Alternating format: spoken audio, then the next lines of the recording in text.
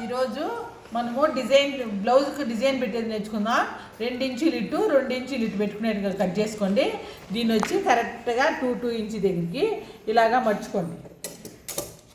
ఇలాగ మర్చిన తర్వాత ఇది చూడండి, కరెక్ట్గా 2 పెట్టుకుంటే ఇది ఎక్స్ట్రా తక్కువ రాదు. ఇలాగా ఇదే ప్రకారంగా ఇలాగ మర్చుకోండి. ఇలాగా ఒక 25 పీసుల దాకా స్టిచ్చింగ్ చేసుకోండి కంటిన్యూగా అయిన తర్వాత ఇలాగా అన్ని కంటిన్యూగా 1 by 1గా కుట్టుకోండి. ఇలాగ కుట్టేసి ఈ విధంగా చేసుకోండి. అన్నీ ఇలాగ రెడీ చేసుకున్న తర్వాత బ్లౌజ్ ఆల్రెడీ రెడీ చేసుకోవాలా. అయిన తర్వాత ఇక్కడ చూడండి, దీని మీద ఇలాగా క్లీన్ చాలా దగ్గర పెట్టద్దండి. హాఫ్ ఈ పీస్ ఉంది కదా, ఒకే లెవెల్గా 1/2 ఇంచ్ దగ్గర పెట్టుకోండి. హాఫ్ అంటే ఆల్రెడీ మనం డిజైన్ పెట్టాం కదా, దాంట్లో నుంచి హాఫ్ అడ్జస్ట్ అవ్వాలి. అంత దగ్గర పెట్టినా అంత బాగోదు. సగంలో నుంచి సగానికి ఇలాగ డిజైన్ పెట్టుకోండి. సేమ్ రౌండ్ నెక్ అయితే నీట్గా వస్తుంది. ఇలాగా క్లీన్గా ఇలాగ పెట్టేసుకోండి.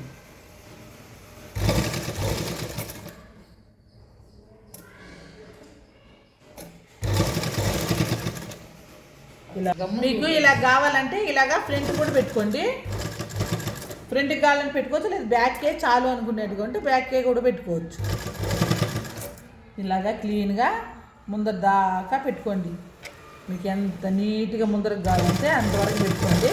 నేను చేసినటువంటి వరకు దాకా వచ్చినాయి. ఇది అయిన తర్వాత పైపింగ్ క్రాస్ పీస్ ఆల్రెడీ ఉంది కదా, క్రాస్ పీస్కి ఎలాగ చూసుకొని ఇది ఒకవేళ ఎక్కువ తక్కువ అనిపిస్తే మీరు కొద్దిగా కట్ చేసుకోండి.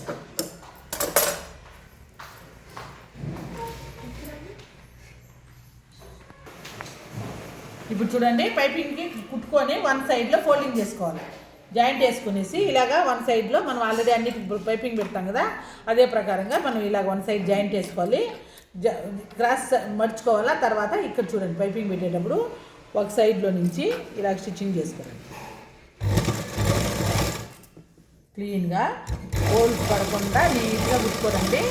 పై క్లాత్ మాత్రం కొద్దిగా లాక్కున్నా పర్వాలేదు, కింద ఉండే క్లాత్ మాత్రం లాక్కండి. ఇలాగే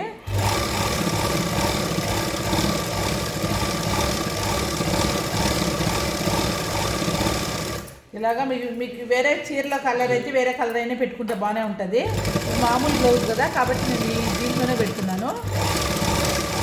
ఇలాగా క్లీన్గా కుట్టుకోరండి. తర్వాత దీన్ని పైపింగ్ పెట్టుకోండి.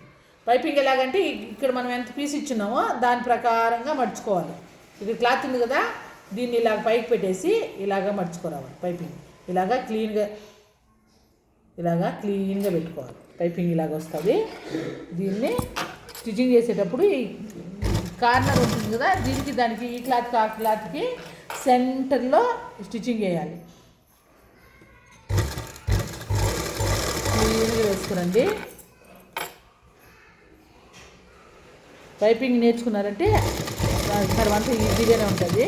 ఫస్ట్లో పైపింగ్ నేర్చుకోవడం చూసుకోండి.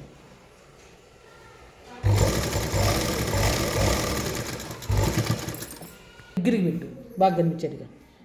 ఇది చూడండి, డిజైన్ ఉండే కావున ఎంత మనకు కొంచెం అందంగా వచ్చింది అనుకున్నా పర్వాలేదు. ఇక్కడ చూడండి, మీరు కుట్టేటప్పుడు క్లీన్గా ఇలా కుట్టుకోవాలి. కరెక్ట్గా మన పైపింగ్ ఎంత కావాలనేటప్పుడు అది కొంచెం లావు అనిపిస్తుంది. ఈ డిజైన్ పెట్టుండే దానివల్ల కొంచెం స్లోగా కుట్టుకొని నీట్గా కుట్టుకోరండి. ఇలాగా క్లీన్గా వస్తుంది. ఇలాగ बराबर तक ऐसे करके पाइपिंग लगा लीजिए. हम लोग फ्रंट तक किया, फ्रंट तक कुट्टाం కదా, అదే విధంగా ఇలా కుట్టేసుకోండి. చూడండి, ఇలాగ అయింది కదా. దీనికి పూసలు పెట్టుకోవాలా. పూసలు పెట్టుకునే దానికోసం చూడండి ఎలా పూసలు పెట్టాలనేసి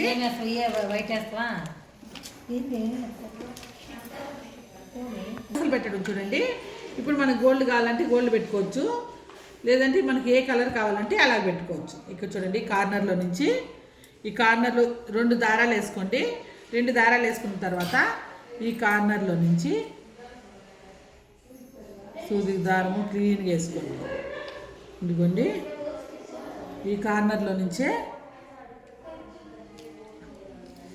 గుచ్చుకునేసి ఇలాగా 2 టైమ్స్ వేసుకోండి.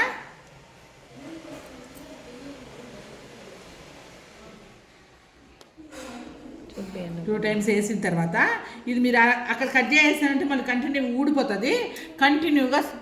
కంటిన్యూగా ఇంకొక దారానికి ఇంకొక పక్కన కూడా ఇలాగ వేసేసుకోండి. కంటిన్యూ ఇదే విధంగా కంటిన్యూ చేసుకోండి. దారం కట్ చేసి వేయటం అంటే కష్టమైనా మళ్ళీ ఇంకోటి ఏమంటే ఊడిపోతాయి. బిన్నె ముడేస్తాం కదా, ముడి ఊడిపోతుంది. కాబట్టి మనం కంటిన్యూగా ఇలా గుట్టేసుకోండి. డిజైను సేమ్ ఇదే విధంగా 2 సార్లు వేసుకోండి. 2 టైమ్స్ దీంట్లో వేసేసుకొని ఇలాగని స్టిచ్ చేసుకోండి. మన దగ్గర గోల్డ్ ఉన్నాయి కదా కుర్చీల క్లాస్లో